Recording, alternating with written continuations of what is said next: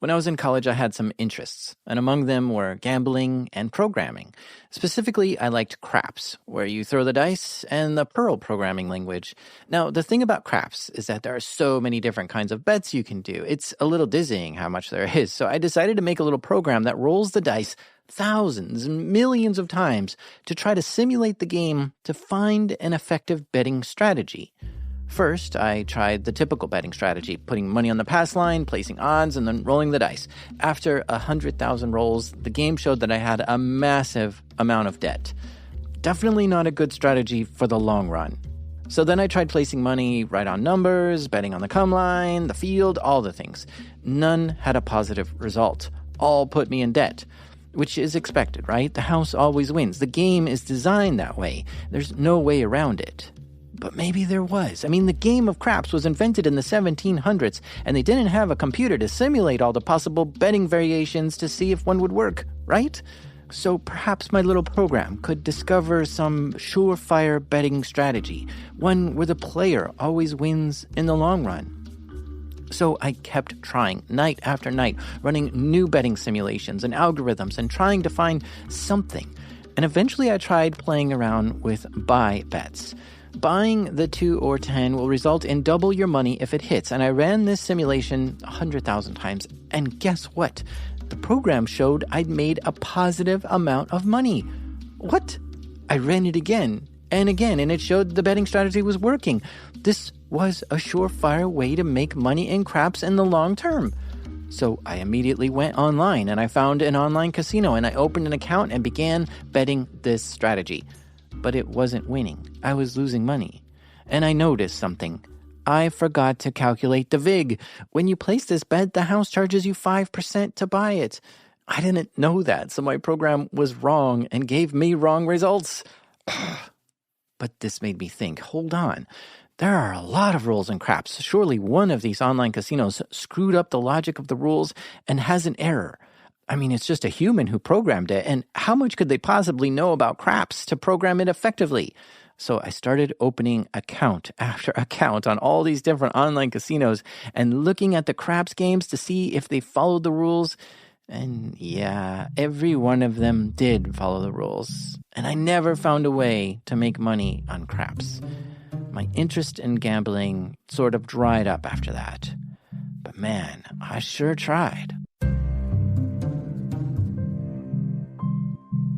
These are true stories from the dark side of the internet. I'm Jack Rhysider. This is Darknet Diaries.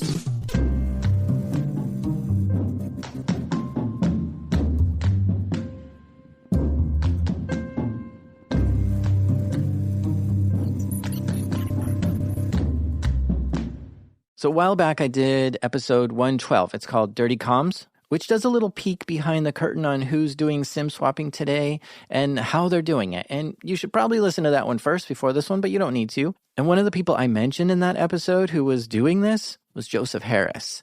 Well, after the episode aired, Joseph reached out to me and told me I got some of the parts wrong about him. And so I went back and just deleted all mentions of him altogether. Because it turns out in my research, I didn't realize there were 2 different Joseph Harrises, and I was getting one mixed up with the other, and it was a problem. But while I was clearing things up with him, I asked him, hey, you've got quite the story. Do you want to come on the show and tell us? And he said, yes. Where would you like to start? I could go all the way back how I kind of got into hacking, or I could, start right at the tail end of it where it all started with the big hack. Yeah. So, how'd you get into it? This is my guess. Video games, you decided to figure out some sort of cheat or hack into them or way to manipulate it in a way that it shouldn't be. And then that just kept going. That's pretty accurate. So I'm not sure if you've heard of a small little game called RuneScape or Club Penguin. These are some online multiplayer games he was playing when he was 11 and 12 years old. And as you play any online multiplayer game, you start to see how some people have some really cool accounts. Either they're high level or they have hard to get items. It's just rare stuff that's sought after. And eventually Joseph learned that there's a whole secondary market for these accounts. Some video game accounts were selling for $500 to $1,000 US. Real money. which was a lot back then for a 12-year-old. He dabbled in trying to manipulate the game to try to get some free items, and that sort of worked, but he thought, maybe there's just a way to take over someone else's account and sell it. So originally I started kind of as a social engineer, finding out ways to dox these accounts and then trick the email providers into reselling their Yahoo, their AOL, whatever their provider was, and then just take the accounts and then sell them for money. He doxed the player to take over their account. Okay, let's look at this. What he means by dox here is he wanted to know what their name and email address was that was connected to their in-game account. And he might figure this out by asking people in the game, hey, I have this really cool thing I want to show you. Can I email it to you? Or something to tease out this information from someone. And once he knew their email address and name, he could start looking them up online to try to find where they lived. Then he tried to call up their email provider to try to convince them that it's his account. AOL, for example, they'd reset passwords with they'd ask, hey, what's your first name, last name? You tell them that, which, that's not pretty hard to get. And then they would ask, what's your security question? You didn't need to know that because afterwards they'd ask, okay, what's your address? You would only have to provide them a correct zip code and they'd straight up reset the password for you. So it was a lot easier back then. But, essentially all you need to know is someone's name and address and you can completely take over their AOL account. So that's what he was doing when he was 12, trying to social engineer the email providers to reset the password so he could get access to that email account. And what's little Joseph do once he gets into someone's email account? Well, he resets the password for their RuneScape or Club Penguin account so that he could get access to that in-game player's account. And then he'd change the email address associated with it and sell it. What was your highest one that you sold? I think my highest was 1,500. I sold for this one account, and that was the highest amount I just sold for one at once and got 1,500 from it. What was that for? RuneScape? That was actually for Club Penguin, but RuneScape I had some pretty big sales too. But I would sell the gold, so I would get a couple hundred if I had a decent amount of gold, or it wasn't like an individual sell at once. Like it would be a slow, gradual sell for the RuneScape stuff. But the Club Penguin was the 1,500, like closing deal, just one account, sold it for 1,500. Just hearing that alone makes me pause. Because in this scenario, we don't have a hacker trying to break into some corporation. We have a pretty clever social engineer trying to hack their way into your email account. When the crosshairs are pointed at just regular people, individuals like you and me, suddenly it feels like the wind changes and the air gets colder. I mean, are your accounts secured to the point that it would withstand this? Imagine if someone wanted to get into your email account and called Google or Yahoo to pretend to be you and try to get your account reset. You think your defenses will hold, right? I mean, we seem to be putting a lot of trust into the person who works at the email provider that they aren't susceptible to social engineering attacks in this scenario. And it all comes down to that, I guess. But it sounds like they are vulnerable to this kind of attack. Now, all this happened a while back, like 10 years ago. And since then, email providers have made it harder for people to reset their passwords this way. I mean, there's two-factor authentication now and secondary passwords. And all this was added because it was getting abused by people like Joseph. I start transitioning to these original usernames. Like, for example, say I wanted Doc on Xbox. That might be worth some money because it's short. Or if I got the name Game or something, Elite, something like that, that's worth money. And there's a larger community based around it. And there's multiple sites where people want these OG usernames. So Club Penguin, I was kind of over it. It wasn't making as much money because I had taken as many accounts as I could really. So I started, and there was a bigger community around these things. So I started morphing into these OGs, and suddenly I learned about Bitcoin and I think Bitcoin, wow, this is great. This is like 2012, 2013. And I'm like, this is great because before with PayPal, sometimes people would reverse on me, or sometimes I'd have people calling up PayPal, getting their money back. But in this case, Bitcoin was peer-to-peer. Someone could send me money, they can't take it back. So I love the idea of crypto and Bitcoin. And that's essentially what I was trained. But then I started realizing, okay, why don't I start going after these people that actually might have Bitcoin and stuff like that? And that's where it wasn't just me having this idea, but that's where the whole Bitcoin idea started. Because once you get the money, you get to keep it essentially. So then I started transitioning from OG usernames to, oh wow, why don't I just take emails of people that have Bitcoin? Oh, whoa. This is so much more serious. Taking someone's video game account is one thing, but trying to steal their Bitcoin? That's taken this to a new level. It's straight up robbing them at this point. And he already had all the skills he needed to do this. He'd start by looking for people posting about Bitcoin and then try to figure out what their email was, perhaps phishing them if he couldn't figure it out. And then he'd learn what their name and address was, and he'd try to call up the email provider to trick them into resetting the password for him. And from there, he was rooting around their emails, looking for anything related to Bitcoin that he could steal. But the problem was, he wasn't finding anyone good to target. He'd find people who had Bitcoin, but they didn't have money on an exchange, or he couldn't get into their email. He needed some help. And someone had found a GMX vulnerability.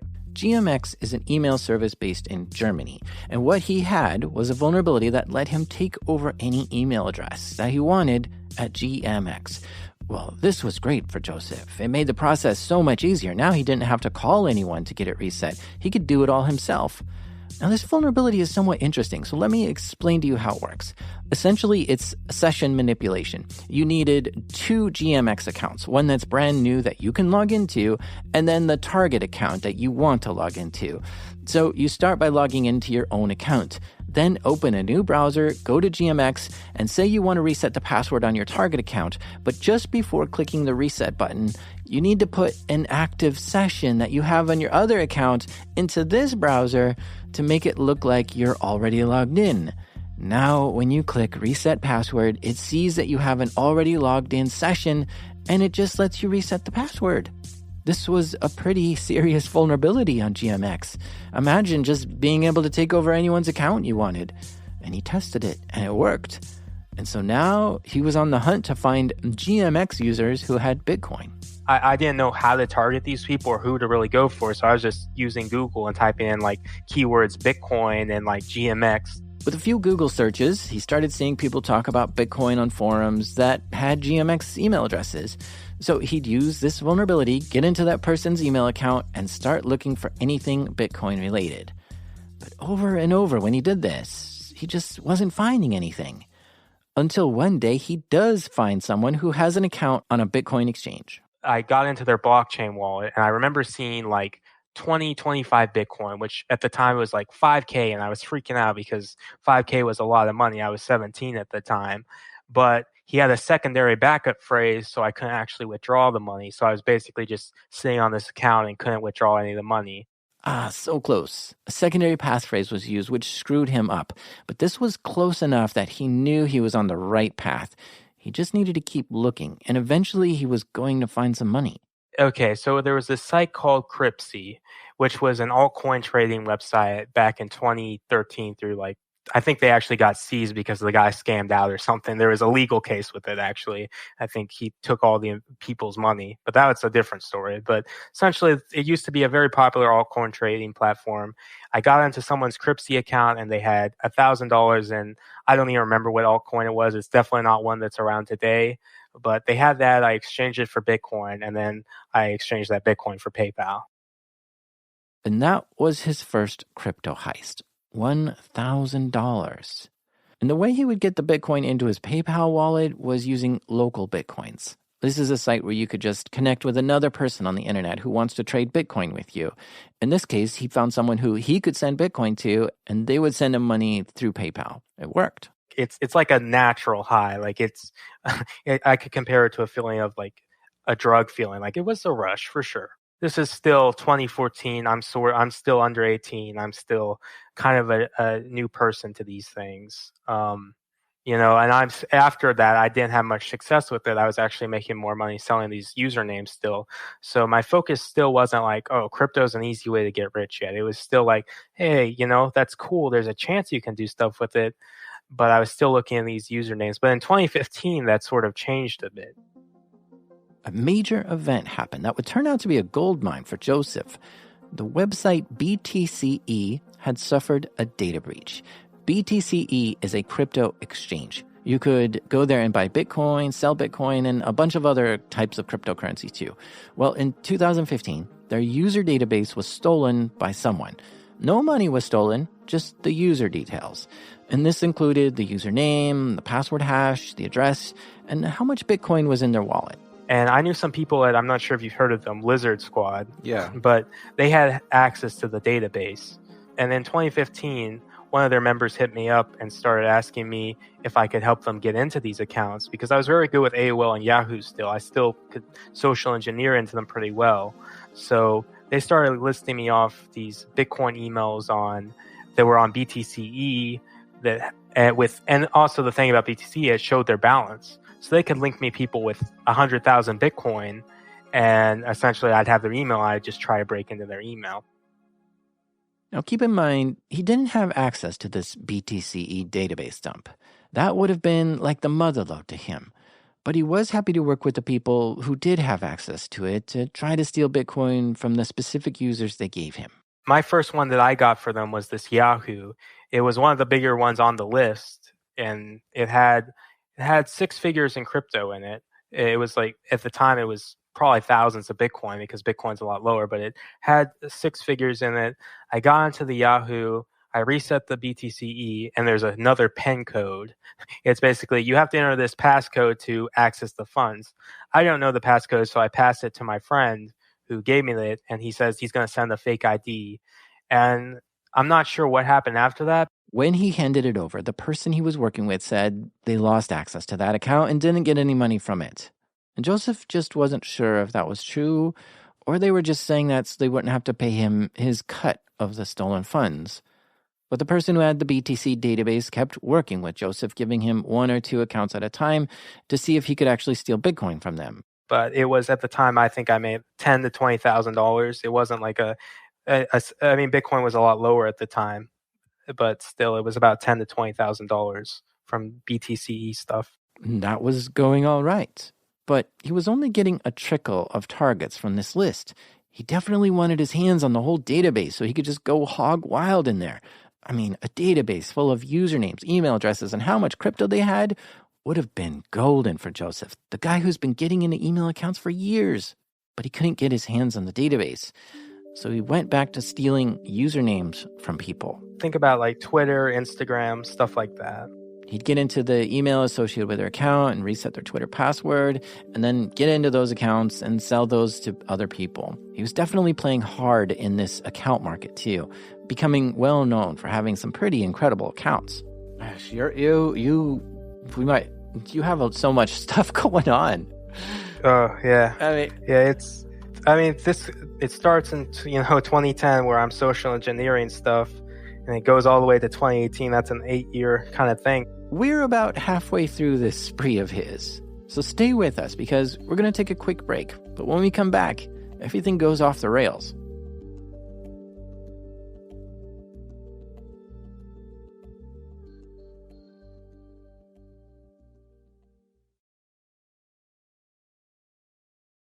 So, what's your moral compass like at this point? Well, nowadays it's not now. I'm talking about when you were doing BTCE kind of stuff. It's sort of kind of gone into the natural order of who cares? It's online. It's sort of like when I'm doing these acts online, I don't feel guilty at all.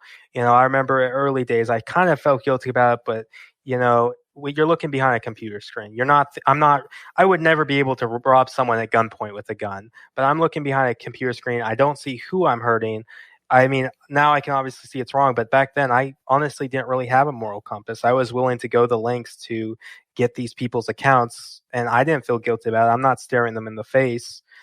I'm just essentially just able to take these accounts, and I'm not sweating about it. I sleep fine at night. Like I'm taking money, and the last thing on my mind is, I should feel bad about that. It's a terrible mindset to have looking back at it, but that was my mindset at the time. There wasn't really a solid moral compass when it came to my online activities. I never swatted people. That was a moral compass for me, because I always thought people could get hurt if someone did that. So I never did anything physically like to possibly put someone in danger. But when it came to taking people's emails or doing stuff to people online, there was really no moral compass.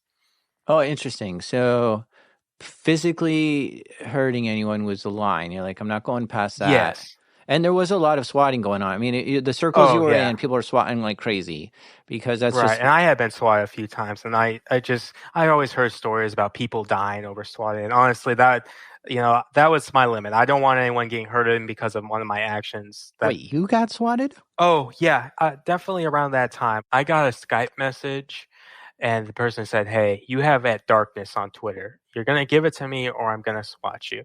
I basically just said no. I'm not gonna do that. Absolutely not.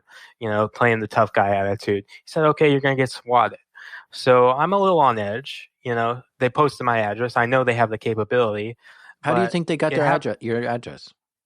Well, I mean, I used to register domain names, so I might have not always had the best Mm. OPSEC. I mean, I obviously didn't in some cases when I was younger, and if they can find old domain I registered when I was 14, 15, my address was public on those at the time. So basically, yeah, I'm expecting it, and I hear bang on the door, and then I rush up from the basement all the way there, and then my mom says, "Go downstairs.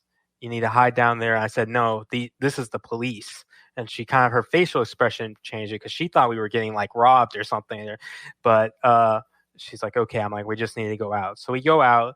It's the SWAT team. They line us up against the house, pointing guns at our back, and then eventually they realized there was no hostage. Apparently, according to the swatter, I had killed my sister, which I don't even have a sister or any siblings, amongst other things, and that I would shoot any police officer that would come in the door. So they obviously realized that was a false flag. And I basically just said someone online wanted my username. They're like, "Oh, okay," and they just left after that. I mean, at some point, your parents have to like, I don't know, notice something, right? Like, okay, so there's swatting Right. going on. You've got some strange amount of money. Like, what are you spending this money on? Is it noticeable by your parents? No, no, my money. I more just saved it, had it in my PayPal. I'd buy stuff like video games or like like cards and stuff like that. But I wasn't going out buying the new designer outfit or anything like that. So it wasn't very noticeable to my parents that I had money. Like Pokemon cards? Yu-Gi-Oh actually. So I was a Yu-Gi-Oh kid as a kid, and there was these rare cards. So Hmm. yeah, I'd buy Yu-Gi-Oh cards. Okay, so I mean, what do your parents say at this? Are they privy at all to like your whole thing? I mean, my parents know I'm into these accounts. They know I have these. They don't necessarily know that I'm just straight up stealing them, but they know people want my accounts and, they're willing to go to strange lengths, but they're not really suspicious. They trust me as their son. They're not like, "Joseph, what are you up to down there? Like, is you up to no good?" Like that thought, never crossed their mind. My family's always been very supportive of me and never really, always had trust in me. There was discipline in my family, but they weren't super uptight discipline. They weren't, questioning and taking away stuff from me. Yeah, I mean, it's kind of a good excuse, right? You tell your parents, like, yeah, I mean, this is my Twitter account. Somebody wanted it. What am I going to do? Like, it totally, like, separates you from the whole rest of the illegal activity you're doing. And it's Right. not even, like, about the illegal activity. So the first time the cops come to your house, it's because you were a victim, not even a criminal. Yeah, That's kind of exactly. The first ironic. time the cops come to my house, I'm a victim, Uh it would only be about uh it would be about 6, 7 months later when the cops actually show up to my house for something illegal, and suddenly I'm not the victim, I'm the perpetrator. Yeah. So, Yeah. And but that's not about sim swapping, that's about taking an Instagram account. okay, let's go into it. What happens when the All cops right. come back? Okay, so I had in 2015. I'm sure there's sort of a certain accounts with big followings get, you can make money off them if you by promoting people. Like if I have a big page with millions of followers, people pay me to shout out their products. So in about 2015, I had broken into an AOL account of this guy that had this massive car page on Instagram, had over 3 million followers, and I had just taken it from him. And then I had the account for about 2 weeks before he got it back, but I had made a little money off it, and I had actually linked my friend's phone number to the account. And so eventually this guy, most people, you steal their account, they're not going to go the extra mile, but this guy had a vengeance out for me. He put in his own money to get the people to investigate into it, And eventually they traced that phone number to my friend, and then my friend to me. And they still didn't have any, enough reason to arrest me or anything, but they had enough to get a warrant on my house and essentially seize all my computers. He said they were going to look through his devices to see if they could find any evidence of him committing crimes. And they didn't charge him with anything because they didn't have enough evidence. And they were going to look through his computers to see if they could find something on him. And of course, his computer was full of chat logs and evidence of him stealing accounts and Bitcoin. And when that day winds down and he goes back to his room, he has no computers at all to work on. My friend comes by and just drops off his computer. And funny enough, I had actually just ordered a new computer a week earlier, and that comes in too. So I get I get access to the internet again within less than 24 hours. And that doesn't really scare me at all. I'm still gung-ho to do stuff, Okay, so you have, or like, did you continue to try to take and sell usernames at that point where you're like... Yeah, but I stayed away from those big million follower accounts. So I still continued usernames, but those million follower accounts I had stayed away from. I was sort of a little shy with those. And then it was that same year where I finally got a hold of that BTC email list. Someone I knew, I had helped a guy get into a Sprint account, and in return, he gave me that BTC email list. So now I have control of the email list, and suddenly I can start going through the list and trying to take accounts. This was the golden list, the list of people's names, email addresses, and how much cryptocurrency they had at the BTC exchange. Of course, Joseph was very happy to get this list. Oh, yes, definitely. 100%. I mean, I'm 19 at the time, so I'm out of high school, so I can do this all day, essentially. Yeah, it was a really big deal for me to have that because I thought that was the pinnacle of just getting stuff. He'd comb through the list, looking for accounts that had a lot of Bitcoin in it, and then look to see what email addresses were associated to that. Now, as you know, typically when you log into an email account, all you need is an email address and a password. So he first wanted to see if he could figure out the password.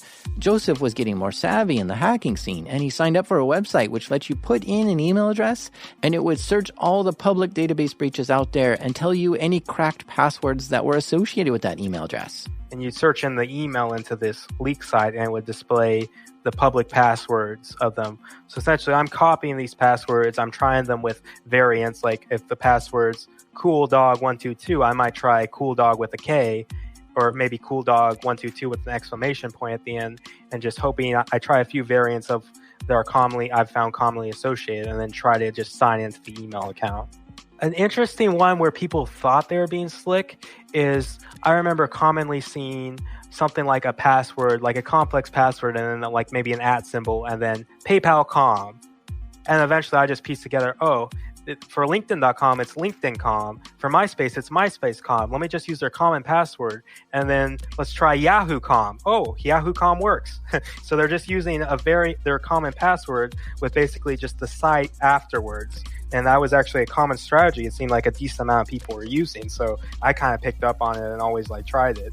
Oh, wow. That's interesting. So even though people were using different passwords on every site, which is what you should be doing, the way they were changing it was guessable. And Joseph was able to piece this together and make some money from this.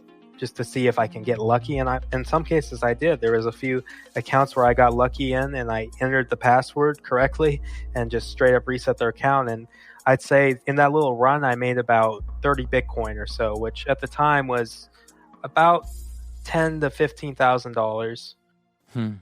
Well, after a while, this list had grown cold. It got passed around a lot, and all the accounts with big Bitcoin had already been drained or moved. He was getting into accounts, opening the lid, and seeing nothing in there. So lots of hacking, but not many hits. So I'm doing that, but it's at that point where I had a group of friends who was suddenly targeting different people. They're saying BTC isn't the move. Instead, we should start targeting altcoin investors. So while Bitcoin is sort of the flagship cryptocurrency, there are many other cryptocurrencies out there. Anyone who wants to start their own cryptocurrency can. And there's lots of money that gets poured into these altcoins. Now, around then, Joseph was seeing the people in his circle starting to get into SIM swapping. This is where you can try to take over someone's phone so they could then reset the password on an email account. Well, since Joseph was literally in the business of resetting passwords and getting into email accounts, it made sense for him to start learning how to do SIM swapping and see how that can be added to his tool belt. So he started dabbling with it. Back then, SIM swapping was fairly easy. Back then they would ask for last four digits of social. Oh, hey, I'm calling up AT&T. Hey, I'm trying to swap. I just got a new cell phone. I have a new SIM card. I'm trying to activate my device on that SIM card. And they'd say, okay, well, what's your name? You'd say it. Then they'd ask for your last four social security number. You'd give it to them. And you can buy basically almost anyone's social security number off the dark web for like essentially $3. So you just buy their social $3 and call up AT&T, Verizon, T-Mobile, and they'll just activate the device for you. So it's really easy. But while Joseph did it a few times, he wasn't doing it that much, really. Until he got in with this group of online criminals who were doing SIM swaps to steal people's cryptocurrencies. And specifically, this group was focused on people with a certain kind of altcoin. Augur, which was the first ERC20 token to be featured on the Ethereum blockchain. It was essentially the first Ethereum altcoin on the blockchain. And I believe the persons I was involved with actually targeted that company, and they got a list of all the pre-sale investors, basically everyone who had deposited money when they were launching. So they had the list of all the basically ICO investors, and it would show their address. How'd they get that? I think they actually SIM swapped the people in Augur, and I believe they had it uploaded on like Google Drive or something, just to keep like a spreadsheet essentially. Oh, that's wild. All the SIM swapping that happens, because SIM swapping to get an ad account. Yeah, okay, I covered that. SIM swapping to get some Bitcoin, but now here we go. SIM swapping just to get a database. Right, but even if you get a SIM swap, how are you going to get the database? You see, they must have reset the person's Gmail, and I'm not sure they were necessarily looking for that. It's hit or miss sometimes with these things. You can do all this work and still not make money, which is, you're not going to get everything first try, but they got these Augur people, and they must have had their spreadsheet backed up with Google Drive or something, basically to easily keep track of it. And they download this, and this is even more valuable. This shows Ethereum address. It's like essentially the BTCE thing. It shows Ethereum address, how much money they bought, and their email. Whoa. Did you follow that? When this Augur crypto coin initially launched, there was a pre-sale where investors could buy some early. And the CEO of Augur was saving all these investors' names in a spreadsheet and storing it on Google Drive. And this group then SIM swapped the CEO, probably just looking to steal some crypto, but instead went into his Google Drive account and found the spreadsheet of all the initial investors, their email, and how much Augur they bought. This list was amazing for this particular group of criminals. Joseph was seeing these people go down the list, targeting every one of the whales, trying hard to get into each of their accounts. And he wanted to do it too, but they wouldn't give him the list. It was too valuable for them. He did help this group get into other crypto-related accounts, though. And he says at the time, AOL and Yahoo emails were the easiest to break into because it didn't take much for him to call up and convince them that he was the owner of the account to get the password reset. Let's just reenact one of these calls, right? So you call up Yahoo, and they say, yes, Yahoo, how can I help you? What do you say? Okay. Hi, I'm Joseph Harris. I'm trying to reset my Yahoo email address. Okay, what's your email? Docman123 at Yahoo. Pull up the account. Okay, we need you to verify your security question answer on file. Or you have a card on file that you can verify. Now, what I would do before I would call Yahoo in a lot of cases was I'd call up the billing department, call up Yahoo, say, hey, I'm trying to add a card to my Yahoo account. I'm actually thinking about making a purchase, Yahoo small business. I need to make sure my card's on file. And they'd say, okay, we don't have a card on file. I'm like, weird, I thought I just added it. Like, would you like me to add the card for you? So you give them a fake Visa. It doesn't have to be valid at all. It doesn't actually bill anything. Just give them a fake Visa, give them a security code, and they register on the account, then call back the regular Yahoo support. Hi, we see you have a card on file. Could you verify the last four digits of the card for it? And you know that Visa because you added it. You tell them the last four digits of card. Okay, we've successfully... They'd actually say congratulations, which I always thought was funny because if it's someone who lost access to their email, why would they want to be congratulated? But for me, congratulations, you got the account essentially. So I always thought it was a funny word choice. They say, congratulations, we can add an alternate email to you, we can do this. And what I would do is I'd say, these security question answers I have on file, I think someone might know them. Could you transfer me to a manager so I can update them permanently in the system? They transfer me to a manager, and I would tell them, these security questions, they're compromised. Like, someone else knows them. Could you update them on file? And I would call them, and they would essentially permanently update the original security questions answers. So if DocMan1337 Yahoo is trying to get their account back, they call, what's the name of your first pet? Oh, my first pet is this. That's not what we have on file. They can't even get their Yahoo back because I've updated their original questions with a manager. So now they can't even get their email address back. Man, he's scary. This worked very well for him to get into these email accounts. And at the time, he was getting into a lot of them. He didn't have any other job, so he would just focus on this all day. So he was mastering the dark art of email compromise. But because he was doing this so often, he would always be on the lookout for easier ways to do it, such as looking for bugs in some of these email providers.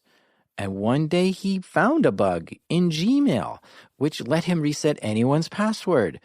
See, at the time, if you told Google that you forgot your password, it would look at your cookie history to see if you ever logged into that account before. And if you didn't have a session cookie from the past, it would ask you some really hard questions to do the account reset. But if it did see that you had a cookie from a past login, it would only ask you some easy questions to let you back into the account, because it probably meant that you were the rightful owner. So Joseph decided to make fake cookies. My bug was essentially, I was able to get it so it appeared that way for any account. So when I tried to reset a password on the form, it would show that I had signed into that email before.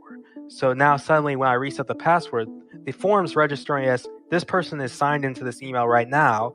If they fill out a basic amount of information, we either give it back to them, or in some cases, it would just straight up let you change your password right away. It was so heavily reliant on cookies back then that even if you had the wrong answers filled out, it would still let you reset the password because it's like, this person's signed into the account right now. It just would reset for it. It was a terrible bug with Google. It was never publicly disclosed. It wasn't like it was big news. I'm sure if it was big news, Google would be getting all kinds of stuff for that. But it was sort of, I found it and I told a few friends, but it was never like a public bug that everyone was doing. So Google eventually fixed it after about a month. But for a whole month, yeah, you could essentially, as long as the account wasn't two-stepped, you could basically you could do the trick, and then you could essentially just reset anyone's Gmail. Some cases it didn't work, but in most cases it would just reset the Gmail account with not knowing any information, because it registered that your cookies, essentially that you were signed into the Gmail account right now as we were speaking, your cookies are attached to this Google account. So you see, there were lots of different tricks he was using to get into accounts. But it doesn't stop there. This group was giving him users to target, and they were heavy into SIM swapping to get into emails and accounts. And so he was learning how to SIM swap pretty well, too. So once you get someone's Yahoo account, you probably like get in the zone. Like it's probably go time. What are you doing? Like you lock the door, put the headphones on, let's go. And what is it that's going on? I'm typically looking for, if it was crypto, I'm obviously looking for their crypto wallet. Do they have a backup? Do they have a form I can reset? Do you have a certain tool that's looking through the email? No, I'm manually searching it because I don't want to miss anything. A tool, they can miss something, but I'm going through, if it's a crypto person, I'm going through every email, any lead that could possibly lead to something, because I don't want a machine to miss it. Mm-hmm. So I'm just manually looking through. Yeah, it's time consuming, but if you go through it too quick, you're going to overlook something that could lead to something else. Rattle off like the first 5 searches you might do. Well, if depending on it with Yahoo, for something else, I would be looking at their their Google Cloud or their OneDrive account and try to see if they have any pictures or backups saved there. But with Yahoo, they have Yahoo Documents, so I might be looking through your Yahoo Documents, or I might be searching keywords relating to crypto, something like that. Yahoo Documents, see if they have any backup. If I know specifically they have an Ethereum wallet, I might search up the keyword Ethereum wallet JSON and see if they have the Ethereum wallet backup there. Now, another place he liked digging through was people's Google Drive or OneDrive. These are private storage places that people use to put sensitive information on so you don't lose it. And he would find ways into this and start looking around for interesting stuff there. A lot of people do store their seeds and their private keys in their email. It's a terrible habit to have, but back then especially, you'd see people that would write down their private keys in their cloud storage or something like that, or have their backup taken a photo of and be in Yahoo Photos, something like that. What's the trick to try to find these things? Are you just looking for seed phrase and... Yeah, exactly. I'm just going through, looking through sent inbox, seeing if they have sent themselves an email. I might do from this email to my email, see if they did that, going through photos, just manually searching, making sure I don't miss anything. So you're also looking through Dropbox and any other place that they might... Oh, of course. If I can get into their Apple account, if someone hasn't turned off their sync settings, automatically, if they take a photo of my seed, I'm going to see it in the iCloud unless they change their settings. And not everyone's going to go into their iCloud and disable it so it syncs to iCloud. Most people have their sync option on, so if they take a photo, I can see that photo of whatever they took in their iCloud. Ooh. Most of the time, both Android and Apple phones will automatically send photos taken on the phone to Google Photos or iCloud. And because Joseph knew this, he would get into there and look through the photos taken on the phone to try to find anything good. Some people don't even know their photos are synced this way. And this makes me pause to think, too, because what if he's not there to steal cryptocurrency? What if he's there to steal nudes? Or incriminating photos? Or just private stuff that you don't want leaked? This is way too easy for someone to get into the photos taken on my phone. And I think the problem here is that we want phones with cool features that are easy to use. And sure, you could set your phone to not back up the photos to the cloud, but now you've got to find a way to back up these photos yourself somewhere, which is a lot more work. It's harder to do. And so we opt for easier methods to do things, even though they're less secure. Eventually, Joseph got his hands on the full list of Augur investors and was going wild with that. He had lots of ways into accounts, but sometimes they would all fail, and that's when he had to try to SIM swap it. I have a burner Android phone that costed me $20-$30 that I ordered off eBay or some site or got off Craigslist.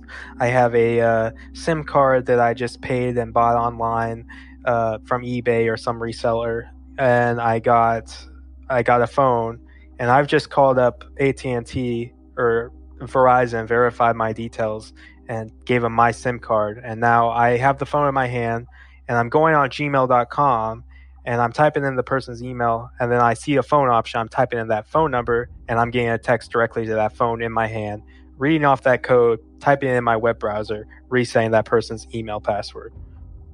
He scored a lot while doing all this. These are still early days, so it's basically like I'm not making too much. I'm making I hadn't made six figures yet even, but by 2017, the end of the year, I had made six figures. But at the time, these were a couple 10,000s at a time kind of hits, and crypto wasn't. This is still 2016, the start of 2017, so crypto hasn't done that little 2017 bull run yet. Ethereum, for example, is still under $10. But this little spree started to wind down. The list of whales to attack was dwindling, the Gmail bug that he found got fixed, and the phone companies were starting to get more strict at stopping SIM swap attacks. They were now requiring people to know the account number or security number or something else to swap it. So SIMming suddenly just became too hard to do. Now, most of this crypto he stole, he would just cash it out right away using local bitcoins. But as 2017 came around, the price of crypto rose dramatically, and he decided to just start keeping a bunch of it and hold it. And without even doing anything, he was watching his money double and triple in value that year.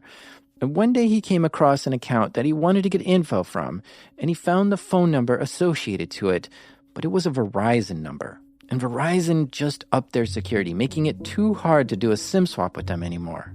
So I'm trying to reset a Verizon. They're gung-ho on this passcode or account number. And so I start to think, account number, how can I get that? Is there a bug I can find to get this account number or something? And I decide to look for a bug that might disclose the account number. I look through pages, I'm not finding anything. Then I think, what about the quick page thing where there's pages with like AT&T and Verizon where you quickly pay your bill and you don't need like access to the account, you just enter your phone number. So I look at this quick page, I enter a Verizon, some random guy's Verizon number, and then I look at the page. It has the account number, but it's not fully disclosed. But then I'm like, why don't I look a little deeper? So I look into the sources and I find a JavaScript variable that has the account number just completely disclosed right there. So I found in the JavaScript that the account number is completely there. And so I call right back up to Verizon and instantly get the account with that account number that was just disclosed to me. And now essentially I'm pretty much the only one in this community that's able to do Verizon's, because this is when the social stuff got patched. So essentially I'm like the go-to guy to reset these Verizon's accounts, because I'm the only one who knows how to do them, because I'm the only one that has this bug to basically find the account number. I want to linger here for a second. Joseph found a page on Verizon's website which lets you put in someone's phone number to pay their bill. And then if he inspected the source code, he could see their account number. Is this a data breach? Yes, I'd say it is. The account number should not be known publicly. I mean, even Verizon knew that, and that's why they asked for that number before porting a SIM card over. So the fact that you could go to this website and just get the account number of any phone number you wanted is a data breach.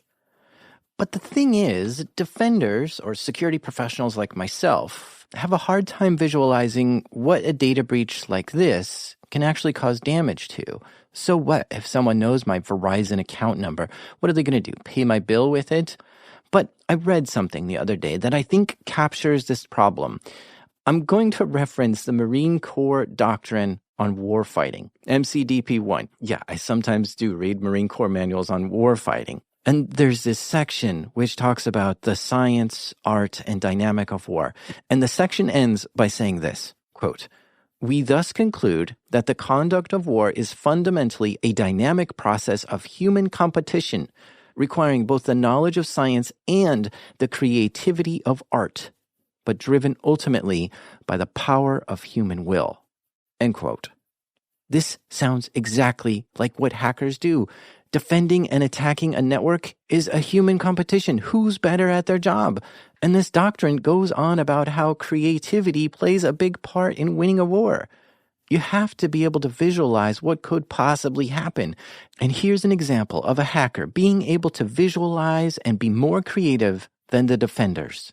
Joseph possesses a strong creative force. It's remarkable what he can do with just a little bit of user data. Yeah, like, oh, what can we do with account number? Like, okay, haha, yeah, they know the account number. So you look at this like, oh, this is such a little breach. But this one little breach is basically the key to take over anyone's Verizon account. It's scary to think about, because when you give this little piece of user data to someone like Joseph, who's skilled at SIM swapping and stealing crypto, it could mean hundreds of thousands or millions of dollars in stolen money from users. And the weird thing is, Verizon isn't even going to be blamed when their users get their money stolen. I don't know, I guess I'm just surprised to see such creativity and enormous human will that some attackers have. And this wasn't the only time he found a vulnerability on a cell provider. He also found a bug on T-Mobile's website. So essentially what I did is I had a compromised account number to a T-Mobile account. So I signed in with someone else's T-Mobile account, and I just started looking through the HTTP traffic, and I was looking through requests. I'm visiting every single URL and just basically getting a full scope of the requests being sent out. And I stumble upon the WSG one, which is a new one, and I noticed it has the T-Mobile ID field in it, and it has the phone number of the person I'm signed into. And so I just, it was a very simple thing. I just tested with someone else's phone number and disclosed their info. I also said, And then I started trying different values after that. So instead of MSIDN, I tried T-Mobile ID, and then I could search them by their email address. So I was just figuring out these different parameters I could use to pull different information or pull up information based off like account number or email address or phone number, and and it would just display their information. I'm proper impressed with this. I mean, he's capturing packets, changing the data on it, and replaying them. That's not some basic skills there. He's got some real hacking chops to figure that out. But what this did is it allowed him to read text messages for other T-Mobile users without having to SIM swap them because he was changing the IMSI number. Joseph was getting pretty dangerous. He's mastered how to get into people's emails. He's cornered the market on SIM swapping certain carriers. He's finding some pretty juicy vulnerabilities, and he's absolutely ruthless about stealing people's cryptocurrencies. He starts learning about how to find even bigger accounts to go after, because since crypto was booming, it meant there were a lot of newly minted millionaires. And Joseph was laser-eyed focused on who they were and was targeting them. And sure enough, he got into an account which had over $1 million in cryptocurrency, and he stole it. And at this time, I was a crypto millionaire. There was a hack I did that I made millions of dollars, essentially by finding a backup seed. This was a big score, his biggest yet. He can't go into details about this one, though, but it was exciting for sure. He was walking taller and on a new high for about a week, because that's when the cops showed up. So they actually went to my old house, my mom's, and they basically said, we want to see Joseph, and she gave him my new address and gave me a call, a heads up that they were on the way. So I was kind of prepared, but I kind of just put my computer somewhere where I didn't have time to get rid of it or anything, but I just kind of put it to the side, and they knocked and they said, Joseph Harris, like, you're under arrest. And honestly, I'm not, I asked, is this like about, I knew there was that other charge, like, is this about the Instagram thing? And they said yes. And then essentially they took me to the near police station. I was booked, took fingerprints, and then essentially after that, they let me go on a $500 bail. What? He was arrested for stealing that Instagram account from a while back, and the cops had no clue he had stolen $1 million a week earlier. So he got a misdemeanor charge and was let go on a $500 bail. Yeah, and I mean, did that scare you at all, or were you just like, ha-ha? I was sort of like a ha-ha moment in a way, but I did get super careful after that. Anytime I would use a computer, I just started destroying them, completely just removing all, like, any computers I had. I went probably through like 5 Macs like within like 9 months, and probably destroyed a couple PCs while I was at it. Because honestly, how they got me was they had done forensics on my computer, and even though I thought I had deleted everything, they could still dig into the RAM and see, oh, this person had Skype logs. So even though he's deleted everything, we can use advanced forensics and find all that he's been doing. So I wasn't even going to risk debanning at that point. I was not going to risk anything. I'm doing bigger bucks. I can afford to buy new Macs. I'm just going to completely scatter these parts in dumpsters or wherever I can, and just not have physical evidence. Well, tell me about this smash. Was this a social event, or did you like what? Oh, it wasn't. It wasn't a social event. It was just me using tools and smashing computers, and then putting them in trash bags and throwing them in different areas, not near my house. So, I mean, that was just my way of saying, okay, well, even if I get arrested, there's going to be no physical evidence. They're not. My idea was, I just don't want anyone to get a hold of my computers, because I know they got advanced forensics, and I'm not going to take any risks with that. Yeah, I just imagine you taking it to a party and saying, hey, everyone, give it a good stomp. I was living with my roommates at the time, so I did have they didn't know exactly what I was doing. They knew something was up, I'm sure, but they helped me smash them, but they weren't exactly sure what they were smashing for. I just said, I need to get rid of this. So like, okay, Joseph, sure, So there was sort of these things where my friend would get out the not chainsaw, it's some sort of tool, and basically drill into it. That might have been a drill bit. I don't remember completely, but yeah, we destroyed it. I remember us playing around with magnets too. So there was sort of that, but it wasn't something like that, essentially. It wasn't one of those things to flex. It was more, I don't want this to be evidence. I got to get rid of it. By this point, he had graduated high school and moved out on his own. And the story he told his parents was that he was a Bitcoin investor. Since it skyrocketed that year, it was a believable story. And it was partially true. So his parents trusted that he was doing well. And he started getting more sophisticated with laundering his Bitcoin too. See, when you steal someone's Bitcoin, it's hard to cash it out without it being tracked to you. All the exchanges require KYC, or know your customer. And you have to give them a valid photo ID and tell them who you are and all this kind of stuff. And so if there is a crypto heist or some funny business, the feds can track that crypto to an exchange and then get the exchange to tell them who cashed out with it. And in fact, Joseph did have an account at an exchange, Coinbase, under his real name, and he was cashing out on some of these licks. But he could do that because he was cleaning the money first before putting it into his account and cashing it out. Well, so the basic idea is I was paying to have these German Binance accounts created, $1,000 or so. At the time I had a lot of money, so $1,000 wasn't a lot. So I'd pay $1,000 for a couple of these people that this guy I knew a bunch of German people. So I'd have him create these Binance accounts for me. And I would essentially slowly launder the money through those. I'd change the crypto to a Monero, then I take the Monero out, send the Monero to my Monero address, then send the Monero to another Monero address I did. And I'm sure you know Monero is a privacy coin, so it doesn't show up on the blockchain. So basically, once that's basically money laundering 101 with crypto. You need to get your crypto to Monero, then you need to send your Monero to another address so there's no transaction. And suddenly you buy, say, Bitcoin again with Monero or Ethereum. You know, there's no way to tell where that Monero came from originally because it's not public on the blockchain. So essentially, once you buy that Ethereum, all that shows is that someone bought Ethereum with Monero, but we have no idea where this Monero came from. So they can't, do blockchain analysis and then track, oh, wait, this came from this hack and this hack. But all they see is someone's used Monero to buy this, but there's no proof that I got that illegally. There's no proof. I'm just a Monero user.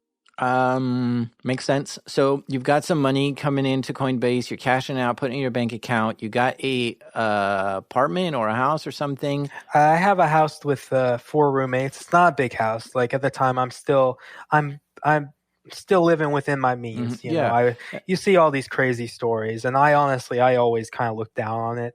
I'd see people going in LA posting their ads, and I'd kind of be like, oh, I've never been really the party type myself. I was more just kind of like, I had this money, I was saving it. I was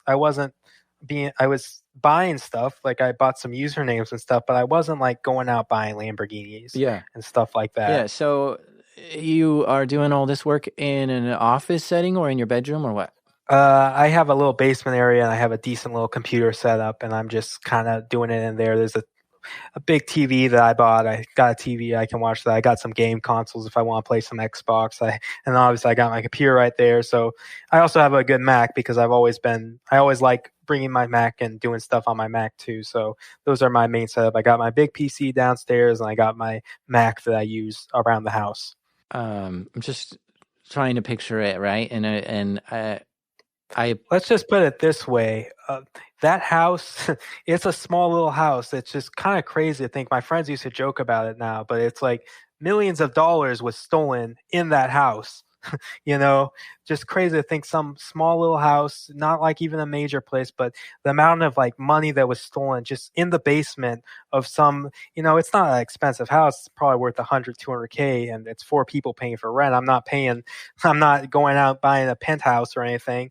And it's just kind of odd to think, oh, wow, there was millions of dollars that was laundered and stolen through that house. Did you have like an exit strategy in mind? Did you say, okay, I'm going to only steal this much money and then I think I'm going to hang it up? Or what was your... That was sort of it, but it's just that, like you said before, that rush. 1 second, you are not a millionaire. You have thousands of dollars or 100K, but you're not a millionaire. Then within 2 seconds, 10 seconds, you instantly have $2 million, $3 million, just within like a minute. It's that rush. It's like an insane natural high that you're like, whoa. When you have that rush, when you make it and it's like, oh my gosh, I just did it. I just have an extra $2 million. What do you do to maybe celebrate, or what do you do after that to just kind of let it linger? And probably just go out with my friends, play video games, get some food. Honestly, I remember after my first $1 million one, I had my friend and we went to Fazoli's. It's an Italian place, and that was my celebration. Fazoli's gives you free breadsticks. Let's go. Hey, I just got $1 million. Let's go get some free breadsticks, Yeah, guys. On me. Yeah, exactly. Of course it was on me. Yeah, I wasn't having my friend pay. So at this point, it's like you're insane, and also like it's just a very big rush. It's enjoyable, and you've already made your millions of dollars, so now it's more like you're not even stressing about getting the money. You're like, I can do this until I make another one. And at this point, crypto is starting to crash. I don't know if you remember, but in 2018, Ethereum went from near 1,500 and it started going down slowly down to 600. So suddenly my money I'm losing, like, every time crypto is dropping, I'm losing six figures. That's how much I had. Anytime it would start dropping, my millions was going down. I was losing 100, 200, 300,000 at a time because I had so much that anytime it dropped, I'd lose a lot of money. So that was even though I stole this money, that was starting to wear on my mind. Like, oh, wow, my money's going down. So I'm getting a rush from doing this and my money's going down. Why don't I keep doing it? So up until now, if you had control of someone's phone number and wanted to get into their Gmail account, you could just tell Gmail, hey, reset my password. And typically the backup way into a Gmail was to get a text to your phone with a link to reset the password. But Gmail added a new security feature which somehow messed this up. So SIM swapping someone to try to get into their Gmail account just wasn't working well anymore. Basically, Gmail was starting to get a little strict. You try a SIM swap phone and it wasn't letting you because it would give you these unrecognized device errors. So people were not being able to do Gmails. But I had actually found a bug with by using a web debugger and SIM swapping that I could actually make it appear as if I signed into the device before. Remember how I had done that with Gmail before to be able to reset passwords? But here, if I controlled someone's SIM and had the SIM device, I could also do it so that I could essentially appear as if I was signed in the account. So suddenly the forms letting me reset with just phone number, not even, like, I'm completely bypassing GAuth and two-step, which is now in the picture. So I have this bug to do this stuff, and I hear about this Crowd Machine guy. This Crowd Machine guy, he's talking about the owner and CEO of a crypto company called Crowd Machine. Now, by this point, Joseph has moved his sights higher. Instead of targeting people with crypto, why not target companies that have crypto? Because they'll have way more. Now, you can go onto websites like CoinMarketCap and see who the biggest whales are in crypto. And you can see which wallets have over $1 million.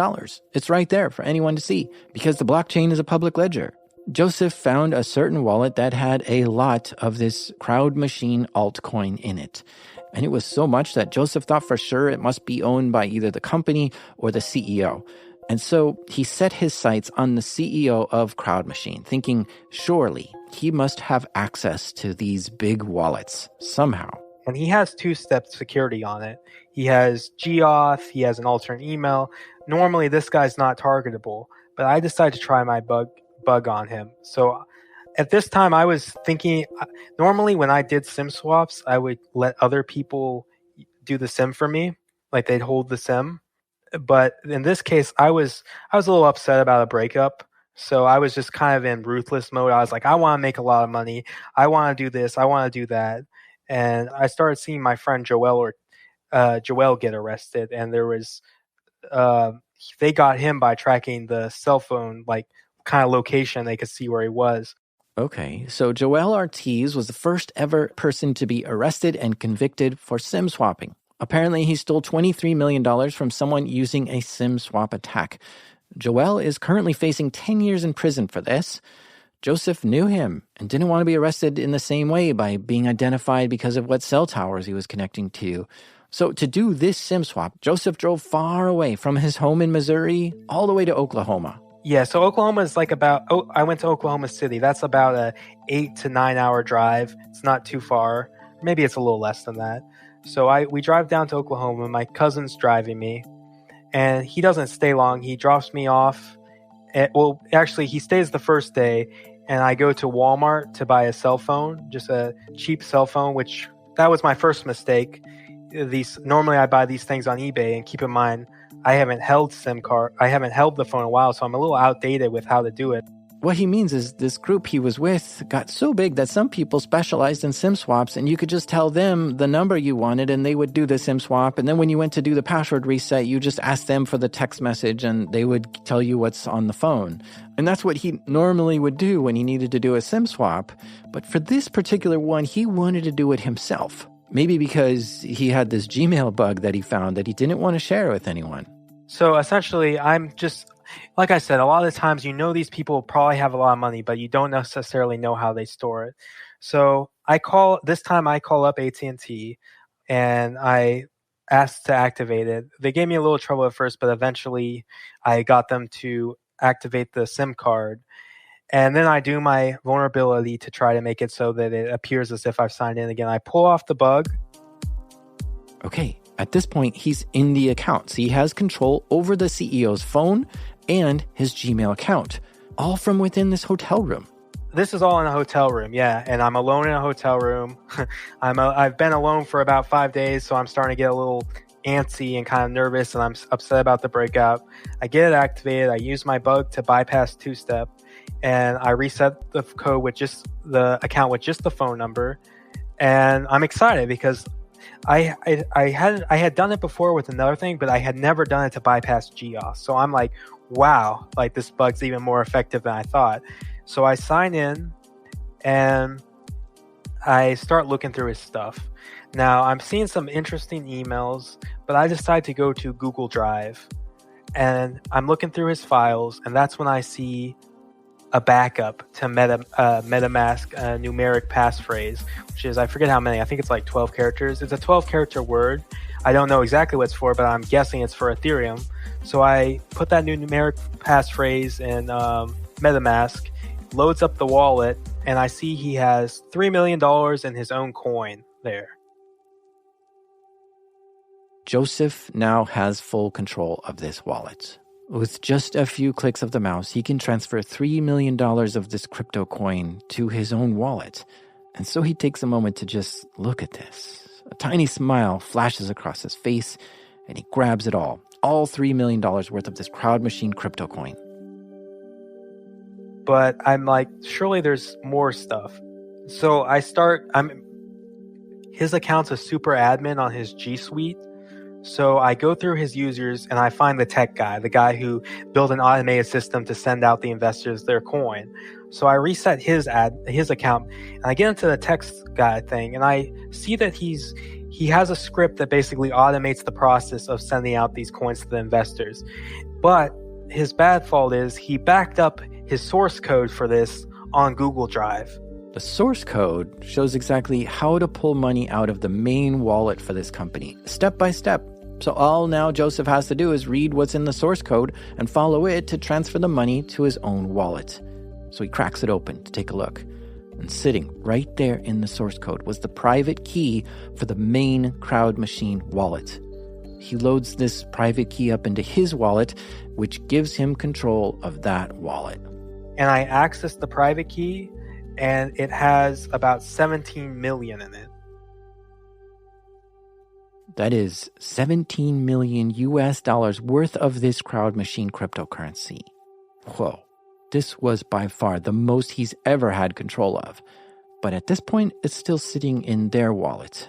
And of course, he wants to move it to his wallet, so only he would be able to control this money. So I see that this wallet has 17 million in it, and I already have 3 million, so I have 20 million total. But I decide that I don't know what this moral compass was. It doesn't, me thinking back to it, it makes no sense. But I decide I'm not going to take everything from them. I just take 15 million from them, and I leave 5 million still in the CrowdSell wallet. What do you think the reason was? I think the reason was a slight bit of guilt. Like, do I completely want to take these people completely dry? Or just leave them with something, I think was my mindset, which looking back at it is, I'm going to tank their coin anyways. Why wouldn't I just take it all? But I do feel at the time I felt slightly bad about just robbing them for everything. That's the biggest hit I'd done. 20 million is a lot of money. So I'm thinking, I think it was flawed logic and it was just rushed, but I do believe that there was a bit of guilt there that I didn't want to take everything from them. So that's honestly what I believe. I mean, it doesn't, I still don't know why, because it's like, I should have just, if I had done it again, I don't know how I would have gone, but it just logically it doesn't make sense for me to only take 15 million. But I do believe there was a bit of guilt about taking such a large amount, and hence I left 5 million for them, which in retrospect doesn't make much sense. But I guess I just didn't want to clean them dry. So he grabs a total of $15 million worth of this crypto coin and closed it all up and shut down for the night. Whoa, what a lick. $15 million. He's pumped and amazed. But he realizes something. This is an altcoin. Specifically, it's an Ethereum-based ERC20 token. And because it's Ethereum-based, he can exchange it directly for Ethereum. But the more he exchanges, the lower the coin will go. And that's because of how liquidity pools work and stuff. So essentially, the more he takes out, the more the price goes down. He realizes he's not going to be able to get anywhere near $15 million if he takes it all out this way.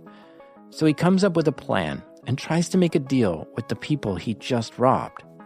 That's correct. I sent them an email saying, hey, I obviously control like a large portion of your token sales. If I was to sell this off, it's clearly going to cause a lot of damage to your token. You won't come back from this. Instead of me crashing your token and completely ruining your company, there's an easier alternative. You can send me $8 million in Bitcoin to my address, and in return, I will return the 14 million I stole. As a token of good faith, I've sent $1 million back to the CrowdCell wallet.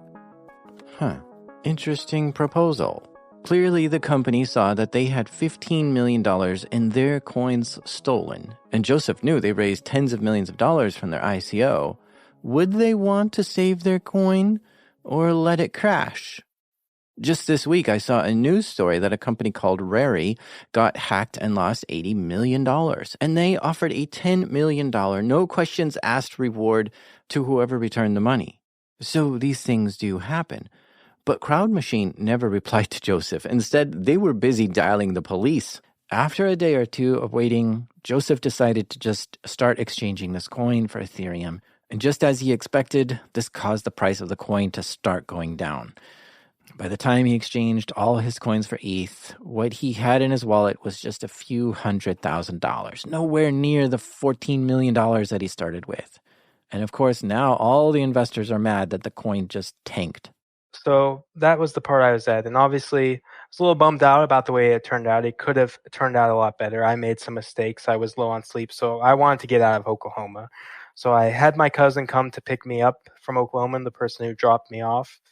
And he gets there, we chill, and then the next day we get ready to leave. I'm supposed to check out on a Tuesday, but instead I decide this is just weird. I'm getting out of there.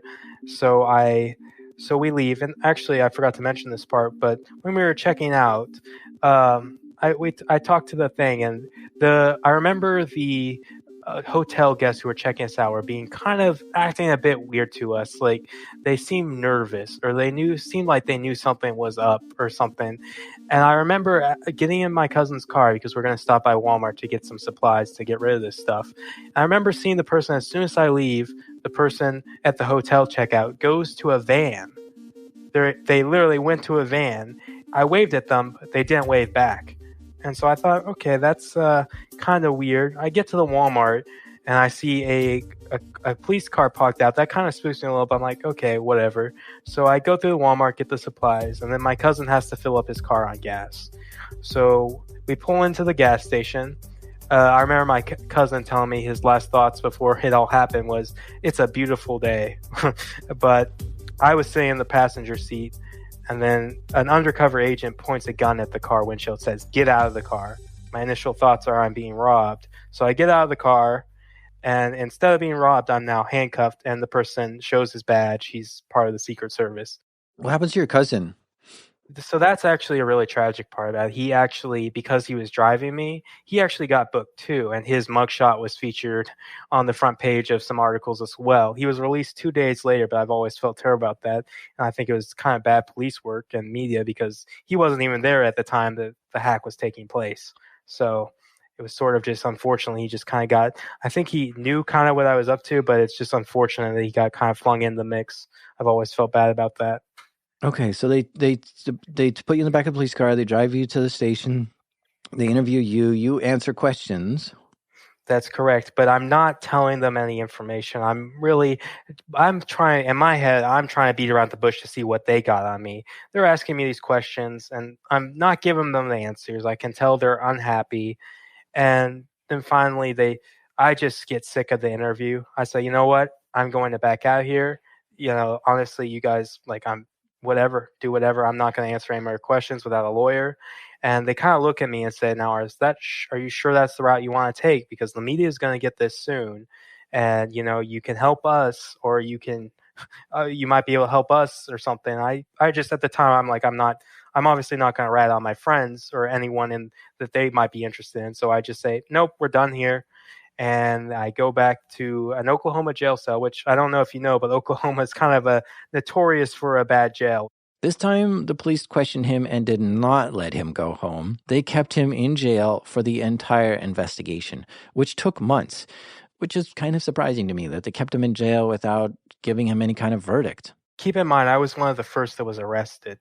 There was Joel, followed by Ricky, both two I knew, and then Xavier, who I wasn't really aware of, but too much. I knew him, but not personally. Essentially, what happened is I was sent to jail. Our appeal happens. The bail's set at $14 million. My lawyer's initial reaction is, we need to get this bail lowered because we need to get him out on bail. That was strenuous. I was in jail from September to December before my bail hearing was finally here.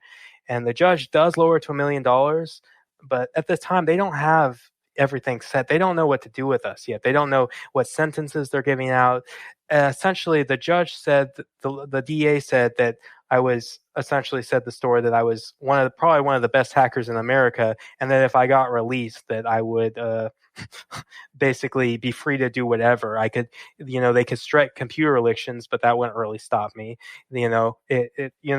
So they were spinning this story that if I got out, even if they banned me from the internet while I was facing trial, I'd still be able to find a way to access the internet and I believe the word they used was I was a threat to the state of California. California, because that's where the victim was. When Crowd Machine was robbed, they quickly called the police, who investigated, and that led them to Oklahoma, and Crowd Machine is based in California. So the prosecutors of this case were all in California, and they put him on a plane and fly him over to California to be tried. And strangely enough, the jail that he went to in California was where Joel Ortiz was being kept, the first person ever to be arrested for SIM swapping, and Joseph knew this guy. Yeah, we were both locked at this time. They were putting us. This is a state charge, which I'm very grateful it was a state charge, because if it was a federal charge, I probably would have had much more time and I wouldn't have got that halftime. But we all basically committed crimes to people in San Jose. There's a special task force called REACT, who investigates SIM crimes and kind of pioneered the whole arresting stuff. Like, they were the ones that made the first initial SIM crime requests. They're pretty smart with what they do with that stuff, and they're able to get us. So Joel was arrested by REACT. Ricky was a state charge in Florida. Xavier was arrested by REACT, and then I was arrested by REACT. And me, Joel, and Xavier were all sent to Elmwood, which is basically the San Jose sort of facility for corrections, which is it's not a prison, it's a jail. So they were any charged in Cali, we were all getting sent to Elmwood. So Joel was in the pod next to me. I was in a dorm environment. So we talked there was a courtyard that connected the two dorms, and you could talk through the door. And so, and Joel, and prison jail they called Joel Bitcoin. So on my way to court one day, I heard them saying Bitcoin. I'm like, is his name Joel? I'm like, yeah. And he's like, he's in that pod there. So I had one of them basically get him to come to the door, and then we had a brief little conversation there. Do you remember how they caught you? I know exactly how they caught me. Remember that bug I told you on how I was able to reset Gmails with two-step? Yeah. So when I was doing it with the web debugger, I must have let the hotel's IP connect to the phone briefly, the Android device I was using. So the hotel IP, when pulling off the bug, they were able to pull that off. Very terrible mistake. I had VPNs everywhere else, but I'm pretty sure they said that's how they got me, the IP address. So I think for a brief moment, that hotel IP registered to that phone, and then they subpoenaed the hotel. And I think my name was, I don't know how, obviously a few of my friends have got arrested, so maybe they mentioned Doc as Joseph Harris. Uh, and essentially, I'm pretty sure, I mean, if Joseph Harris, someone who they think may be involved with crypto crimes, is staying at a hotel where $14 million happened, wow, that's odd. Oh, and also we got a Walmart surveillance footage of him buying the phone. We don't have his name because he paid with cash, but we know he went to Walmart and bought a phone. And we also know someone at this hotel where Joseph Harris is staying perform this hack. So it was those two pieces of evidence. And also, if you remember, I said I was going to destroy all that technology, including the phone I used to hold the SIM swap. That was on me, of course, in the car while we were literally, if it had been 30 minutes earlier or 30 minutes later, that technology would have been gone, completely destroyed. So it was honestly, in that case, might have not had as much hold if they hadn't found the device used to perpetrate the hack. So they basically caught me red-handed. What did jail teach you? What did you learn there? Well, first of all, it's sort of a reality check. You know, we take so much for granted. Walking to Dollar General, getting snacks, going to the movies, hanging out with friends. Your freedom's gone. And jail in some ways is worse than prison because jail, you're in this waiting period. There's more dangerous people in prison, but jail, there's not much to do at all. In prison, you can get stuff like iPads and certain things, Walkmans to pass the day. You can go to church and do certain things, activities. In the jail cell I was in, there was barely nothing to do. The only thing I could do was I worked out a bit and I read books. But it's just such a reality check that freedom, like your freedom's gone. So the biggest thing I learned about this is if I keep on with this, my freedom's gone. The prosecutors looked through all his devices, his computer, his phone. They even read through the text messages that he had with his girlfriend at the time. And they were surprised to see that a majority of what he stole was still in his possession, since he wasn't spending it wildly. And Crowd Machine had some strange messaging to its investors, not being completely honest with what was going on. Joseph went to court, and in the end, he was found guilty and was sentenced to 16 months in prison. The fact that I was willing to give up all my money, the fact that I wasn't this person that was going out partying, the fact that I was someone who apparently the DA said didn't seem like an awful person, was sweet to my girlfriend at the time. And then also the fact that, you know, the Crowd Machine people weren't being completely honest with the prosecutor. I think all these three things factored into me getting a very light sentence, which compared to some of these guys, 16 months is very light. And I've always been grateful for that. So it's always been sort of you got a second chance. You got lucky in this situation. If that ever happens again, you're not going to be getting lucky. So, and of course, there's the moral side of that. Some of your morals start to come back when you can look in your face, look what you did, look at the people you're hurting. So I think all that, I definitely learned a lot of lessons. And since then, I haven't committed any more crimes. I've had no run-ins with the laws. And, you know, I still do hacking, but in an ethical side of things. Since getting out of prison, Joseph has been looking for vulnerabilities on websites and reporting them. He found a big one on Xbox Live, and another big vulnerability with Microsoft, and a Google bug that would have made him a lot of money if he was still breaking any email addresses. But he doesn't want to break the law anymore. So when he finds these vulnerabilities, he reports them ethically and responsibly through a bug bounty program. And these companies appreciate that he's reporting these vulnerabilities to them and actually paying him for it, which is what he's doing mainly now to get by. But something I was thinking about was, what if he stashed away some of that crypto before going to jail? It's gone up so much since he was arrested, and he could have came out mega rich. But his lawyer convinced him it's way better to turn over everything since he'd get a shorter sentence for cooperating.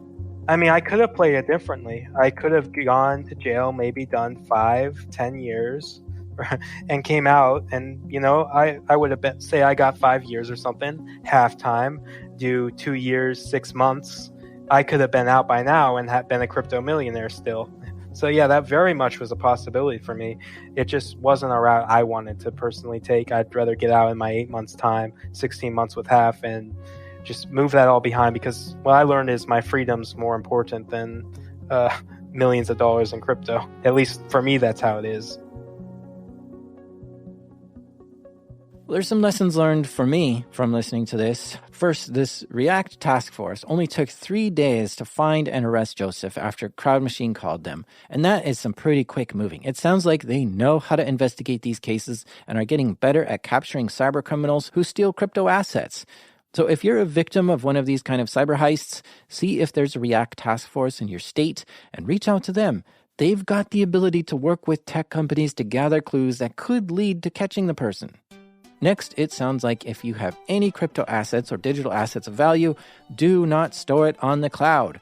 For a long time, we used to say, don't keep your crypto at an exchange in case that exchange goes down or leaves town. And if you don't have your private keys, then it's not your crypto. So it's already not recommended to leave stuff on the exchange. But now I want to take it a step further and say, don't store any private keys or seed phrases digitally or in the cloud. If you took a picture of your private key, that picture might be in your cloud storage. And if someone got in there and looked at it, game over. You just lost it all. And if you're storing seed phrases in a text file or even in a password vault, that's also something these digital robbers are laser focused on and will go through every one of your files looking for that. So the recommended thing to do is put your seed phrase in some fire-resistant device or container and store it in a safe. Also, we should be more protective of our social media accounts. There's a big industry of people trying to steal these and sell them. So make sure you're enabling two-factor authentication to protect these, and don't make the second factor a text message. Make it like a Google Authenticator or some hardware token like a YubiKey. And secure your email in all important accounts like this. You've really got to fortify your digital life, and email should be your priority. You don't want anybody getting in there and rummaging through your private stuff. And above all, don't click on any links that seem too good to be true, because people are trying to phish you all the time, and they want to steal whatever digital assets you have that are of value. So be super cautious about all links that people send you. Good luck.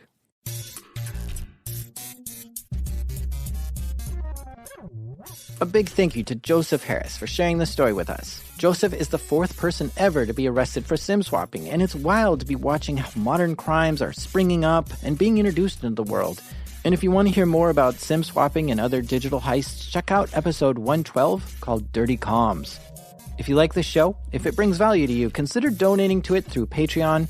By directly supporting the show, it helps keep ads at a minimum, and it tells me you want more of it. So please visit patreon.com/darknetdiaries and consider supporting the show. Thank you. The show is made by me, The Plug, Jack Rhysider. Sound design by The Ringer, Andrew Merriweather, and editing help this episode by The Holder, Damien. And our theme music is by the 120-volt Breakmaster Cylinder.